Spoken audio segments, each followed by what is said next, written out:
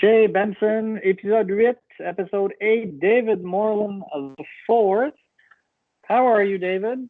I'm doing pretty good. How about yourself, Johan? I'm doing well. Having some technical difficulties with Wi-Fi today, so hopefully it goes well. What have you been up to with the COVID-19? Where are you? Florida, right? Yeah. So we're in Palm Coast, Florida, and I've been spending most of the time in the back patio with my TRX bands and my home gym back here. Very good, very good. Do you get to play a bit, or are you allowed to play in your county? Because in Florida, obviously, it's county per county. Are golf courses open where you're at? So our municipal courses are closed. A couple of the private courses are open. I haven't played much golf since I think March 10th was my last, 9th or 10th was my last day out in California, and just been working on training and losing some weight. Yeah, you've said previously that you saw yourself on the telecast and didn't like what you saw, so you decided to hit the gym a bit. I said TV didn't put on 10 pounds, it put on 20 pounds. So no, I've been working hard.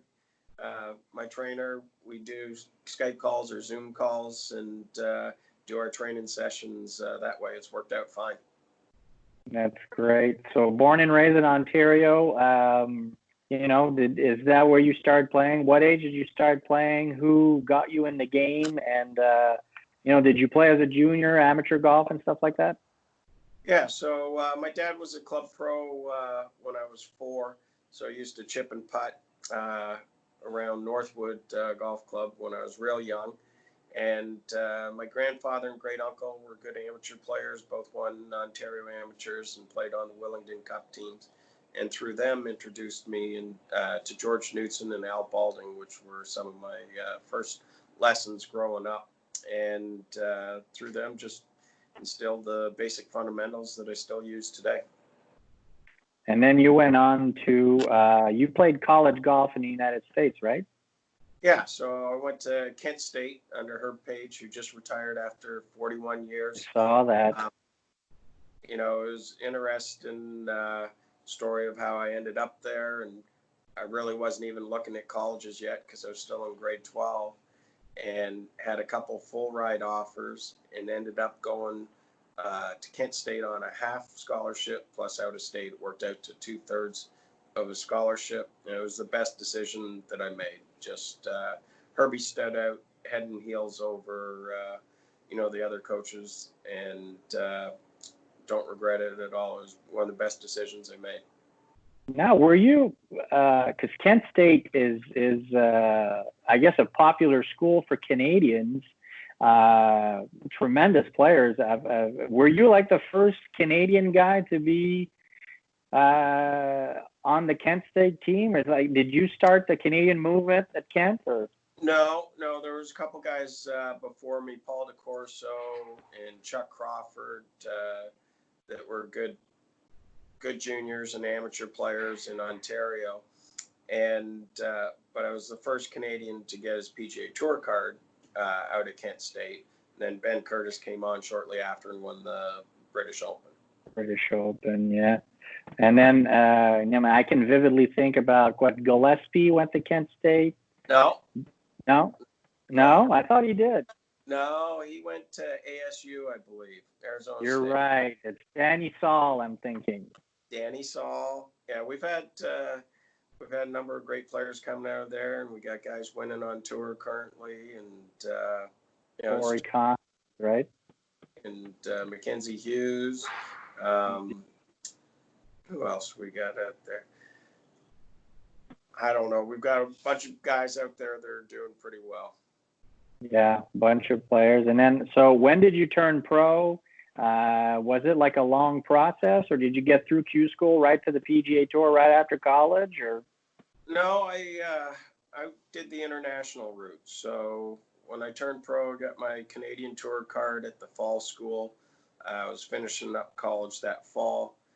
Played some mini tours that winter down Tommy Armour Tour, and then played the Canadian Tour, was Rookie of the Year, then went and played Latin America in the fall, played Asia for a couple seasons, and South America for 3 seasons, and Canada for 8 seasons. And, I'd played a couple US and a couple Canadian Opens, but it took me 8 years to get my full status on the PGA Tour. It was my 8th try. Fantastic. And see, I started golf, as you know, I started golf in my late teens. So my first vivid memory of David Morland IV is the Canadian Open at Royal Montreal in 01. So tell us a little bit about a course record that still stands, I believe.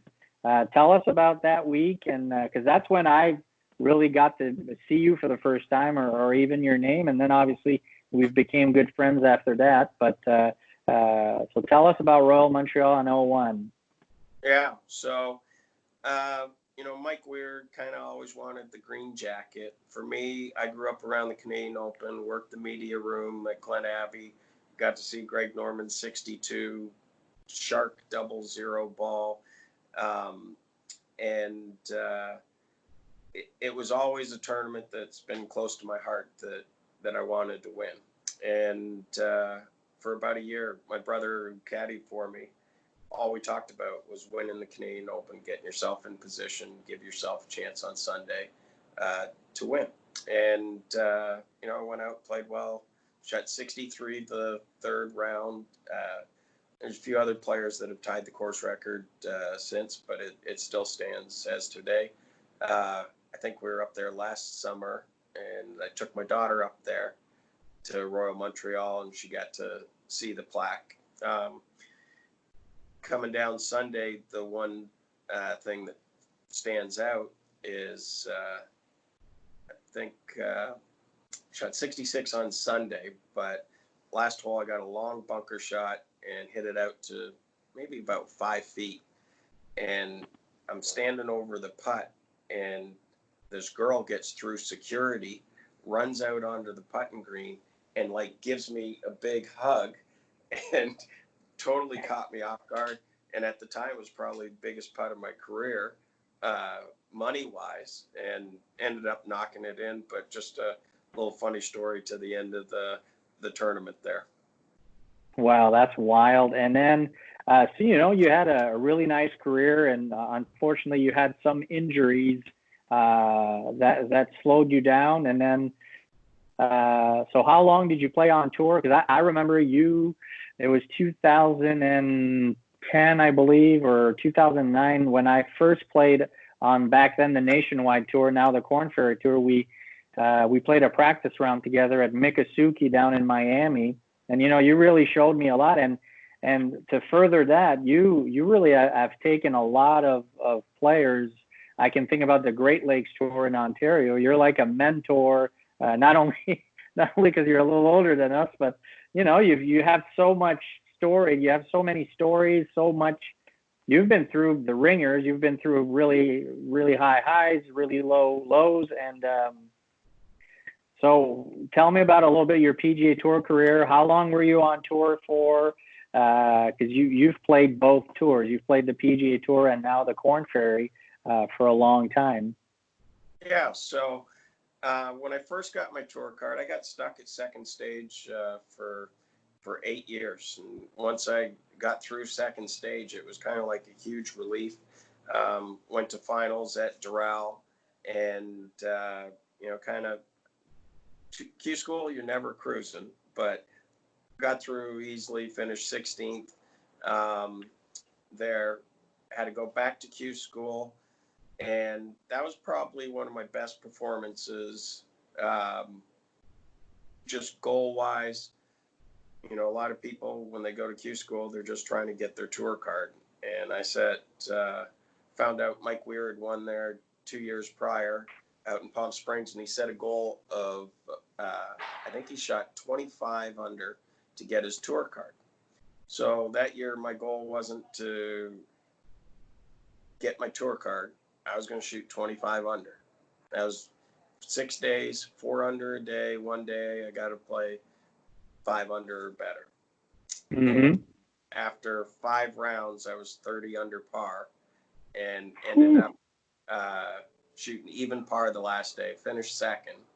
And but when you set your goals and limits, it's amazing how you can plateau. And that's why you set short-term, medium-term, and long-term goals that you don't think you can reach.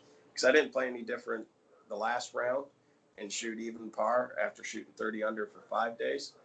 You know, it's the highest goal that I set for myself. I'd surpassed. You end up plateauing. So for the young guys out there, set the goals big, but you take the steps in between. And, you know, one of the best ways for me to break down shooting that 25 under was that really I only had to shoot 2 under for each 9 holes. You got 2 par 5s, make 3 birdies aside, allow yourself some mistakes. And all of a sudden, this goal that seemed so unattainable became very attainable. But that was one of my highlights from early. You asked about career. Spent 4 years on the PGA Tour, bounced back and forth between Nationwide, Web.com, and now the Korn Ferry Tour and the PGA Tour up until about 2011. Got in a car wreck, got rear-ended by Range Rover going 55. With that, I had a stop in the highway. My wife had her neck fused, shoulder surgery, and I had some back surgery and shoulder surgery. So that kind of put me out for about 4 years. And you know, now you're 46, you're not going to compete against the young guys. You know, they're all hitting it 60 yards by me. And the question was, you know, would I be able to compete on the Champions Tour? Would my back hold up? You know, it's kind of like the Tiger scenario.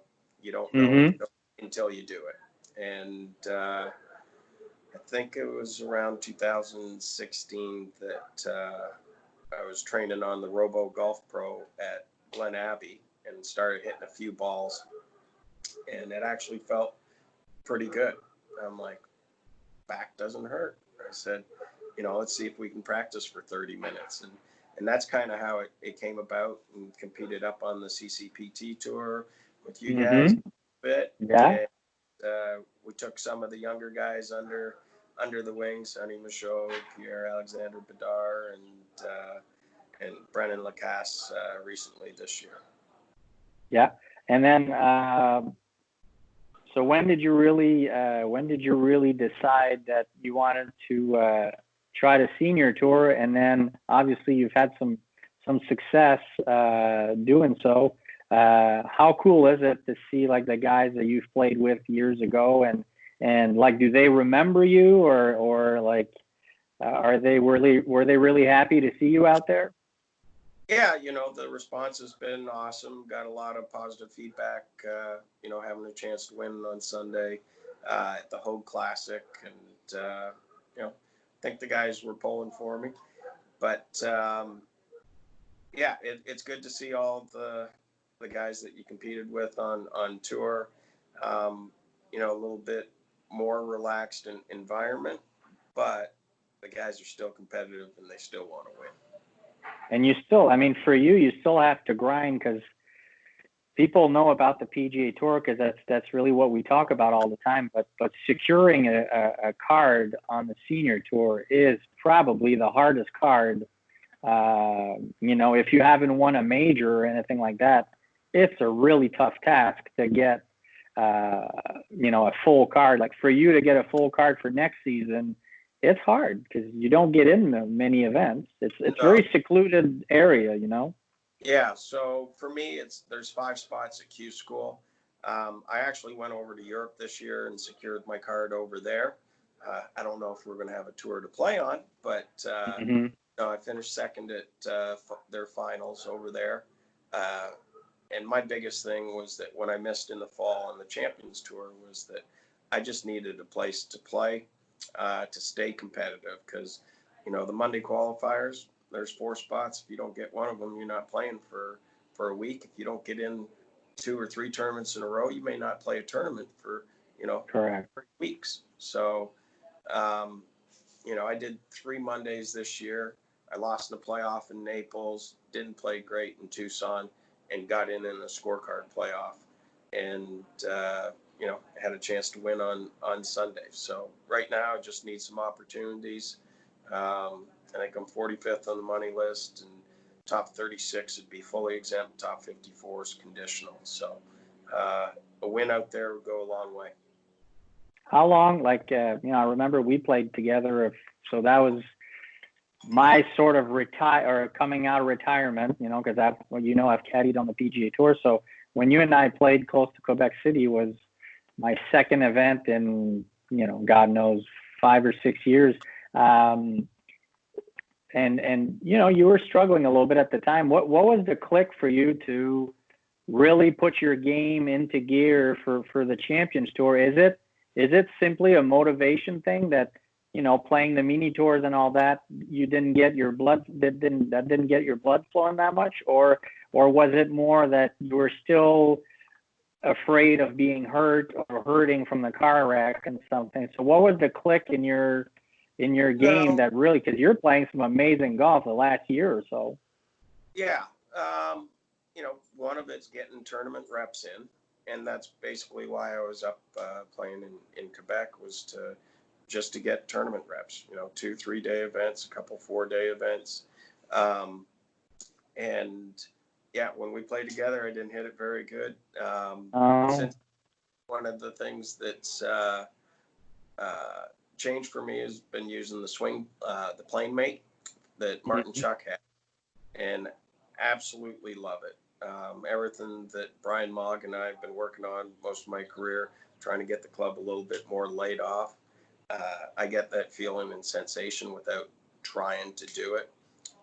It's given me a little bit more side bend through impact, and it's a simple rotate for me, and ball striking's improved, and numbers are going down.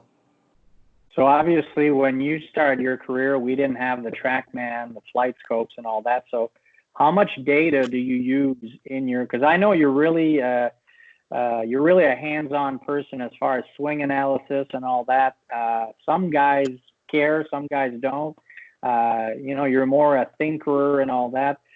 So how much data do you use in your practice sessions or club selection, or even when you get a set of clubs built for you? How much data is involved in all your decision making? Back in the day, we used 2 drives for our driving distance. Usually one was downwind, one was into the wind. I think my best driving distance on tour was about 284. Most of the time average 278 to 280. And that's back when Daly was, leading at 297 or something like that. Mm-hmm. They hit it by me, but they didn't pound it by me. Now all the young guys hit it 60 yards by me in a heartbeat. And I'm still hitting it 280. I still hit it the same distance as I did when I was on tour. We did greens and regulation, putts per round. We didn't have putts gained. We did scrambling. And we would take the benchmark of the top players and try to get our numbers up, our greens and reg up over 72%, putting under 1.8 around. That was some of the benchmarks that we used. But nowadays, I've been contemplating whether to get a flight scope or a TrackMan, but more feel. And then when it came to technology for irons, I'm not sure if I was using, I think I was. I went to the 790s and I used them for a couple weeks and didn't play very good with them. And for me, the full iron shots, the distance, you hit it higher. But I didn't know when I was going to catch the hot one, the little down shots. So I went back to my 750s, and I've had a couple sets made up that I know that my wedge is going to go 120. I know that I can hit my 9-iron 130. I know what my numbers are, and there's a certain comfort that's one of the things that I've got to do better is that my distance control. I've got a proximity to the flag. I got to get it closer than the guys that are bombing it and hitting wedges in. I might be hitting 7-iron or 8-iron, but if I know that I'm 160, I'm going to stick it. Yeah. So, with the technology, I've kept the irons to what I know. The drivers, yeah, we've gone to the new technology using the Sim driver and the Sim 3 wood, and I like them. They're good. I just want things that are easy to hit. You know me. If Titleist could make me an entire set of hybrid, I would take it. I've got hybrid in my bag that's probably 11 years old, and I can't get it out. There's just too many shots hit with it, and the new stuff is good, but this is what I know. I know it's going this far. There are certain clubs in a bag, like a 3-wood, that are, when you know the specific distance, because it's great to have a hot 3-wood, but if you're going for a par 5 and 2 and you hit it 40 yards in the trees over the green, it just, you just don't want that shot. Well, no, I do. I have no idea what I'm doing out there, and you know that. You've witnessed this firsthand. Since I've mentioned on Facebook that I was going to have some conversations with golf people, I've gotten a lot of questions. So I have a few for you, questions from the public. Peter Prest wants to know, why is it so hard to keep a lead on Sunday?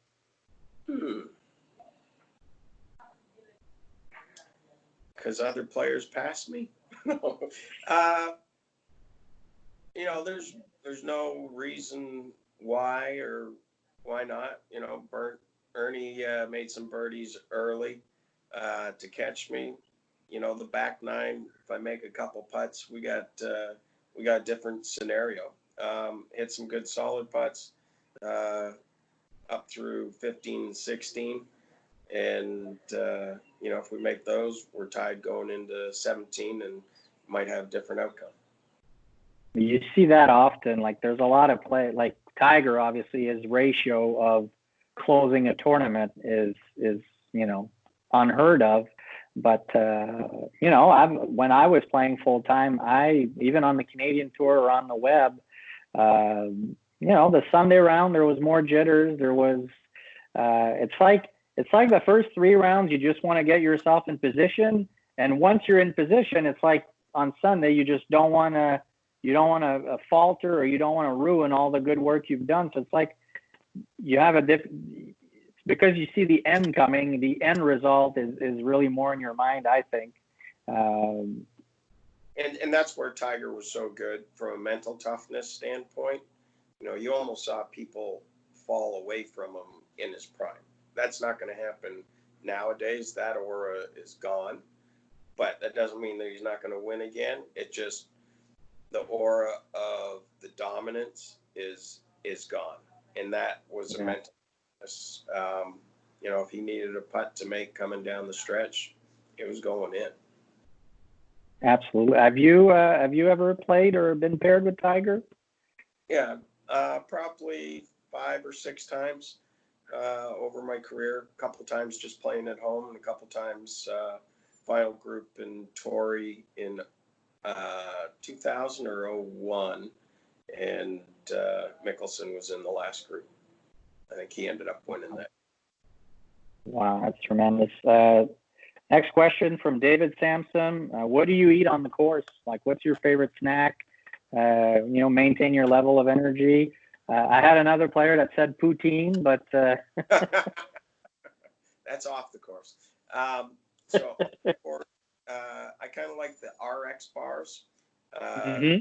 It's the dark chocolate sea salt is probably my favorite flavor, and only a couple hundred calories, 6 almonds, couple dates, 3 egg whites, and no artificial sweeteners or anything in it. So it's about as clean a bar as you can eat when you're out there. Probably eat a third of it, about 5 holes in, eat half of it for at the turn, and then leave the last quarter or third for 14 or 15. Yeah, I always Hour out there, I'm trying to get something in my body. Yeah, I've always enjoyed like bananas or fruit, but obviously when you're nervous, it's really hard to eat. Yeah. I've gone through that.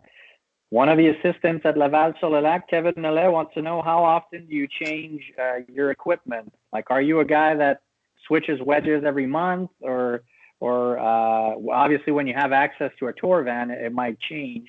But do you play with the same thing like all year round, or do you switch often? So I would say that I would tinker, but I would very often switch up equipment. Putter very rarely changes. That's one of the big changes that I made is I've been a Scotty guy my whole career, putted conventional, maybe cross-handed a little bit. But I noticed that, your top 2 guys on the Champions Tour are using long putter. Bernhard Langer and Scott McCarron, they've been dominating out there.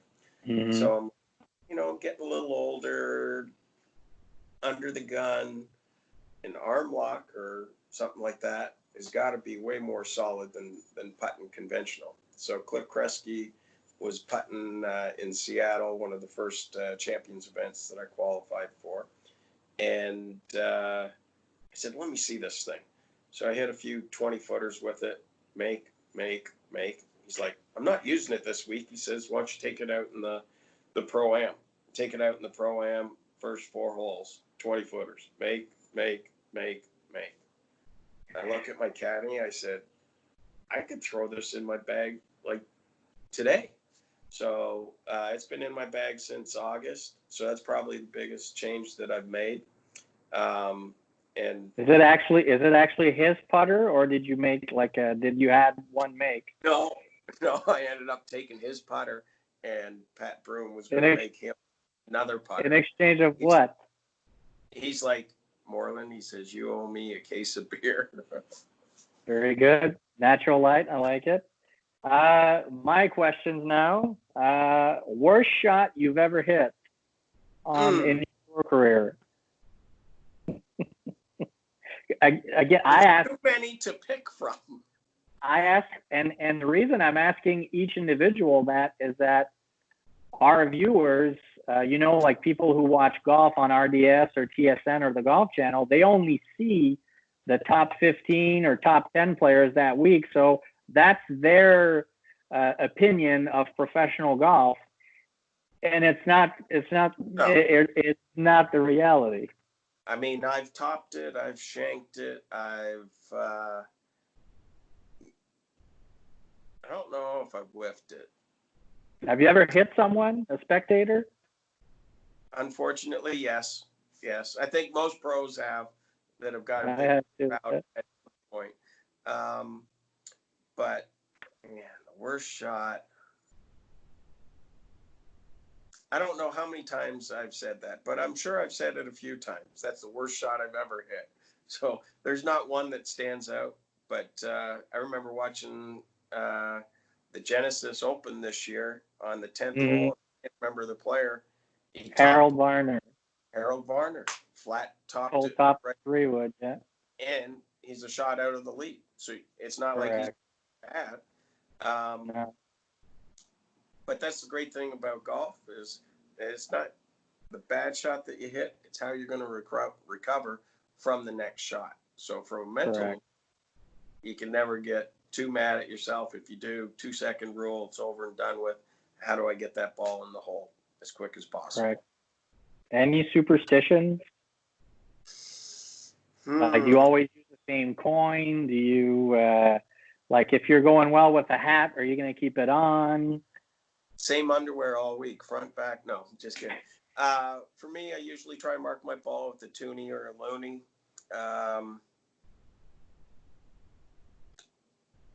Nothing too superstitious. More process and keeping the process the same. each shot. Don't get too Okay. low, just level key. Now, you might have to be careful with my next question. Your favorite team?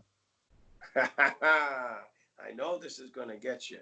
And we've had this bet with Sonny Michaud and Pierre-Alexandre Bedard with who's going to be wearing the Toronto Maple Leafs jersey and who's going to be wearing the Montreal Canadiens jersey. So right now, still a Leafs fan. We'll see if they can do some damage this year. All right. And last question, your favorite on-course adult beverage? Favorite on-course? Yeah, when you're playing with your buddies, like in a cart with music, what's the go-to cocktail? Water or Gatorade? Now, after we get done, favorite beverage?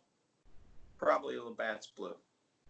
Labatt's Blue, excellent answer. Mr. Morland, merci beaucoup. I can't thank you enough. And all the best to you, and I can't wait to see you down the road. Thanks, Johan. We'll see you soon. All right.